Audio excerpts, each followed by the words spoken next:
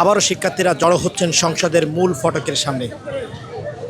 কিছুক্ষণ পূর্বেই এখান থেকে পুলিশের ধাওয়ায় তাদেরকে কিন্তু সরে যেতে হয় এবং আমরা যতটুকু দেখতে পেয়েছি তাদেরকে কিন্তু কিছুটা লাঠিচার্জ করা হয়েছিল। পরবর্তীতে তারা কিন্তু ধাওয়াকে সরিয়ে যাওয়ার পরেও আবারও কিন্তু সেই সংসদের মূল যে গেট, সেই গেটের সামনে তারা কিন্তু অবস্থান করছেন এবং শিক্ষার্থীদের একটি প্রতিনিধি দল তারা কিন্তু সংসদের ভিতরে প্রবেশ করেছেন এবং তাদের সেই দাবি তারা কিন্তু দাবি আদায়ের লক্ষ্যে তারা কিন্তু এখানে পুনরায় আবার জড়ো হচ্ছেন, যেটি আমরা লক্ষ্য করছি। এবং আমি যদি আপনাদেরকে জানিয়ে রাখি, আজ সকাল থেকেই শহরের বিভিন্ন গুরুত্বপূর্ণ জায়গায় তারা কিন্তু আজকে আন্দোলন করেছেন তাদের দাবি আদায়ের লক্ষ্যে।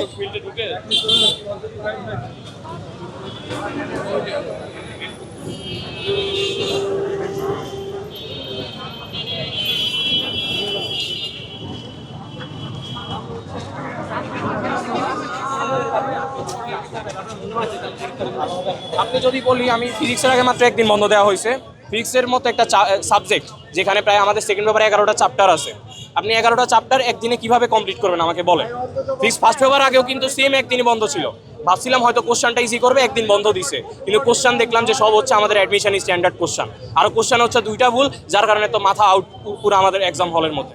সেই অনুযায়ী আমাদের সেকেন্ড পেপারও যদি এরকম কঠিন কোশ্চান করে তাহলে হয়তো আমাদের আর কিছু করার নাই, আমাদের সেই ফার্স্ট পেপারের মতোই অবস্থা হবে। এবং পরবর্তীতে এসে আমাদের অবশ্যই যে আমরা আবার আরেকটা দাবি উঠাইতে বাধ্য হবো যে আমাদের হচ্ছে পরীক্ষাটা আবার নিতে হবে, পরীক্ষা আগেরটা বাদ, আগের সব আগের যে ফিজিক্স এক্সামটা গেছে ওগুলো বাদ দিয়ে। আন্দোলনটা কি তাহলে মানে কঠিন হওয়ার কারণে? না, কোশ্চেন কঠিন হওয়ার কারণে না, আমাদের বেশিরভাগ কিন্তু আমরা যদি দেখি, আমি আজকে যেমন যখন আন্দোলন করছি অনেক অনেক মানুষকে দেখছি যারা বলতেছে যে আমরা নাকি অটোবাসের জন্য আন্দোলন করতেছি, কিন্তু এমনটা কখনোই না যে আমরা অটোবাস চাই না। অটোবাস আমরা চাই না, আমরা হচ্ছে চাই যে পরীক্ষাটা বৈরী আবহাওয়ার ভিতরে হইলো। আপনারা দেখছেন, সবাই দেখছে দেশের যে কুমিল্লাতে কী অবস্থা ছিল। এমনকি আমি ঢাকা ইউনিভার্সিটিতে আমার চাঙ্খারপুল আমার হচ্ছে যে হলটা, ওইখানে যেহেতু আমার ঢাকা ইউনিভার্সিটিতে আমার হচ্ছে পানি ছিল হাঁটু সমান রাস্তায়, যে যদি না হয় তাহলে আপনি দেখতে পারেন আগের অবস্থাগুলা। সব মিলিয়ে হচ্ছে দেখলাম যে পানিতে অবস্থা খারাপ। আমি চাঙ্খারপুল যাওয়ার জন্য আমি আমার বাসা থেকে বের হওয়া লাগে 7:30টায়, তাহলে আমি এবার কি করব? এটাই হচ্ছে দর্শক, যেমনটি বলছিলেন একটা শিক্ষার্থী যে তাদের যে দাবিটা, তারা বলছিলেন যে তাদের প্রথম পত্র যে ফিজিক্সের প্রথম পত্র যেটি একটু খারাপ হয়ে গিয়েছে বিশেষ করে প্রাকৃতিক দুর্যোগের কারণে, এবং তারা আগামীকাল যে ফিজিক্সের দ্বিতীয় পত্র পরীক্ষা দেবেন সেক্ষেত্রেও তাদের আন্দোলনের জন্য অনেকটা খারাপ হয়ে যাবে। সেক্ষেত্রে তারা বলছেন যে 2টা পরীক্ষা পুনরায় নেওয়ার জন্য তারা দাবি জানাচ্ছিলেন।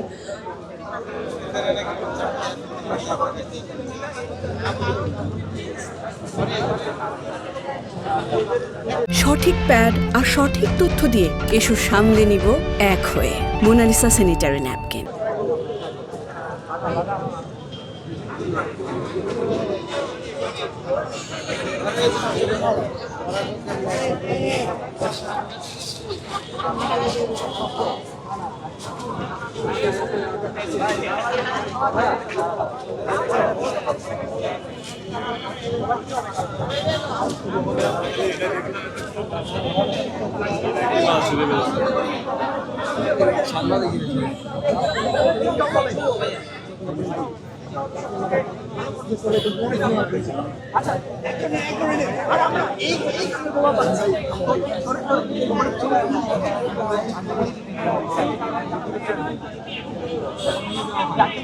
কথা হয়েছে ভিতরে বিভিন্ন সময় কিন্তু তাদের কিন্তু এখানে তারা কি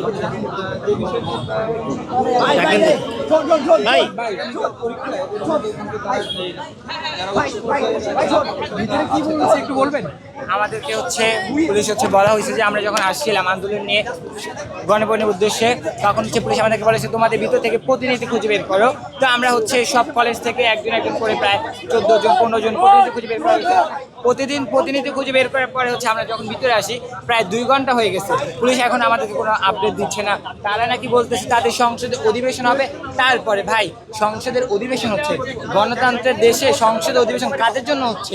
অবশ্যই দেশের জনগণের জন্য হচ্ছে, যেখানে দেশের ম্যাক্সিমাম প্রায় এসএসসি প্রত্যেকটা ঘরে ঘরে সন্তানই এসএসসি পরীক্ষার্থী। তো আপনারা তাদের জীবন নিয়ে ছিনিমিনি খেলেন, আর আবার আপনার মুখে গণতন্ত্রের জন্য সংসদ অধিবেশন নিয়ে করেন।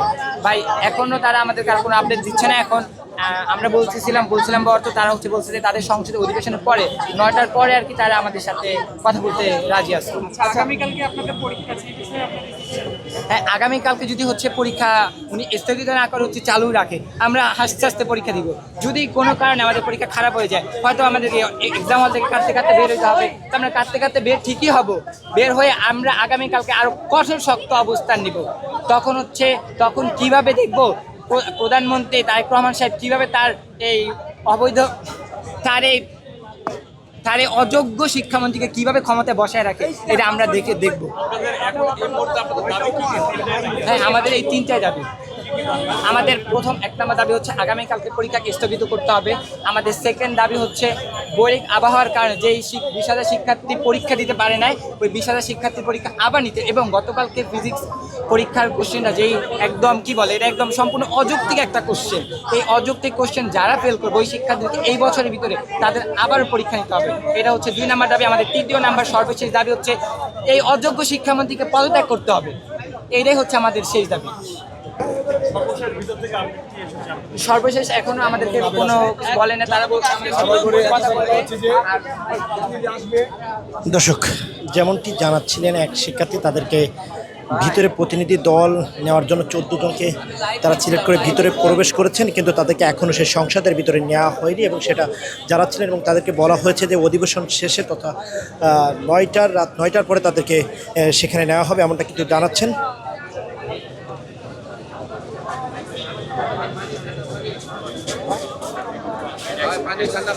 এই ছিল সংসদ ভবনের সামনে থেকে সর্বশেষ আপডেট।